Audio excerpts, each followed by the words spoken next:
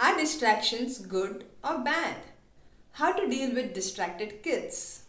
Hello, welcome to Life Skills with Vinuta, and in today's video, I'm going to talk about how we can use distraction to enhance focus. So let's get started. First of all, what is distraction?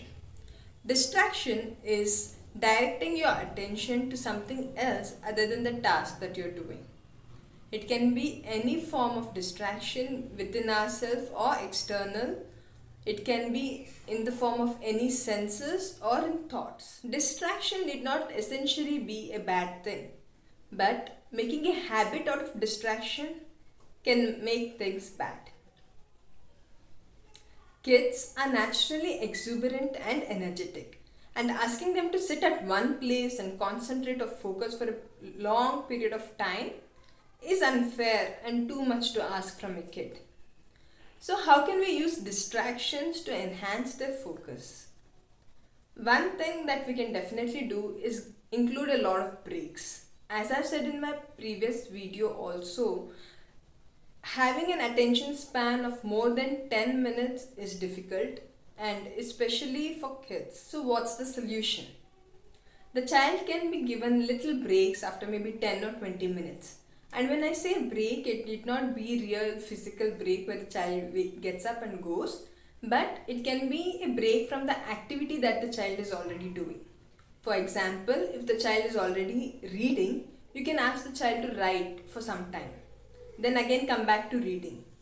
Similarly, if the child is writing, you can ask the child to read for some time or maybe color for some time and then come back. And when I say some time, it is just 2 to 5 minutes. Color maybe one object or write one or two lines and again come back to reading.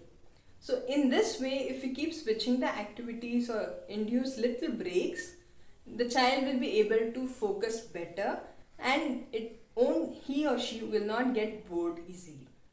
So by using this technique, we can allow time for distractions, but in a set time and in the direction that we allow. So the child will not get too distracted and can easily focus back on the task. So tip number 1 is to allow or give time for distractions. Suppose the child is getting distracted even after the provided distractions, that is, even after you are wearing the activities, the child is still getting distracted and not able to focus. Then you have to come up with a strategy which is between you and the child, so that whenever you say, for example, if it is a phrase or a word, whenever you say that, the child will realize that it is getting diverted and it will try and come back and focus on the task or focus on studying again. It could be a word or a phrase or even a physical gesture. Maybe you are touching his or her hand or patting the shoulder. It can be anything. It has to be between you and the child. And when you do that, the child knows that it is getting distracted and will try and come back and try to focus on studying. So this is another tip, is to have a strategy between you and the child, so that you know when the child is getting distracted and the child can come back to focus again. So the third tip that most of us know is reward. We already use reward for many other things when the child does good. So you can also use this when the child focuses or concentrates. This will reinforce the child to focus or concentrate better. So reward need not be always chocolates or toys. It can be intangible objects or things as well. For example, it can be praise, it can be hugs, it can be maybe extra playtime. So you have to be creative in giving the rewards as well. And when you show appreciation, the child will feel valued and will try to do more of it. So reward is another easy way which you can do to enhance focus and concentration in kids.